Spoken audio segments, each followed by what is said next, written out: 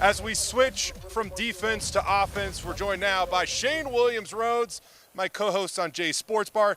Back to talk a little offense for the Boise State football team. And Shane, we talked about this quite a bit this week on the podcast, but how encouraged were you by what you saw out of the Broncos last week when it came to moving the football? Like we talked about a lot on the podcast this week, I think the biggest thing we figured out was how to use Taylor's strengths, obviously not against us, because I feel like we've been using him in the wrong way. And so we finally got him out there the second half. We started running him the way he should be ran, even in the passing game. I mean, like we said, I think his 3 best passes he had last game were on the run. So let's get him in the boot game. Let's get him moving, get him out of the pocket, and let's make some stuff happen. It's gonna be fun to see how it grows. Boise State kind of said that they only ran a few plays in the second half. Yeah.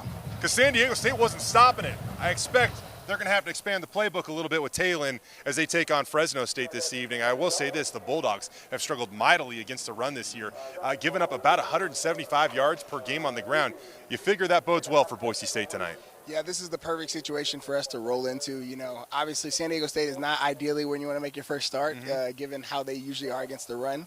But with Fresno State being 102 out of 131 teams, I mean, that you come in knowing I want to run the ball, you feel real good about that, knowing they can't stop the run right now. Yeah, I mean, it should get easier from San Diego State, but we'll see how that goes. Fresno State, this is a rivalry game. You played in this. What is your take on how these two teams go at it, and do you consider it a rivalry game? Where does it rank? For sure. It's definitely, I will put it at 3. You got to put it behind BYU, and you got to put it behind San Diego State. Okay. But it's definitely a rivalry. We obviously play for something, so, we got to try to make sure we can keep that thing here this year. Yeah. But when we play these guys, they always tend to do things we aren't expecting. So with it being a rivalry game, and we have some familiar faces over there on the other side, I think we're going to get some, they're going to know kind of what we're going to be coming and doing. I'm going to ask you about one of those familiar faces in a moment, but I want to stick with, you said that in a rivalry game, sometimes the unexpected shows up.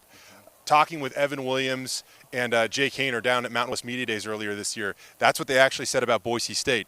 They did some things that they weren't game planning for, and the Broncos were able to hit them. Why does that show up unexpectedly in a rivalry game, Shane? Because in rivalry week, you want to hone in so much on your identity, right? And so if you get locked in on that, teams, same thing for defense. We get locked in on stopping, okay, this is what this team likes to do. They're going to come out and throw a bone at you because they're trying to get you to switch it up. And so that's where you kind of get caught up in those things on those rivalry weeks. You always see people bring out all the stops for rivalry weeks. So be ready for it. Going to be a familiar face trying to dial some of this stuff up. Kirby Moore, the former Boise State great wide receiver, the brother of Kellen Moore, is the offensive coordinator for Fresno State. You played with Kirby. How cool has it been to see him kind of grow into this position?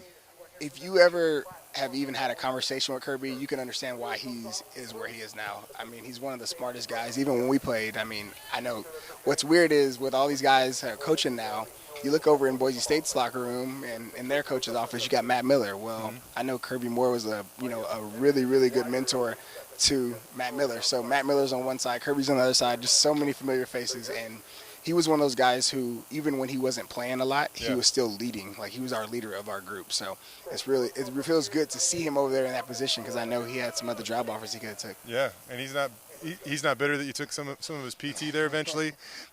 For unfortunate reasons for Kirby, got a little banged up there, and you had to play early in your career. Yep. This is true. Still cool to see.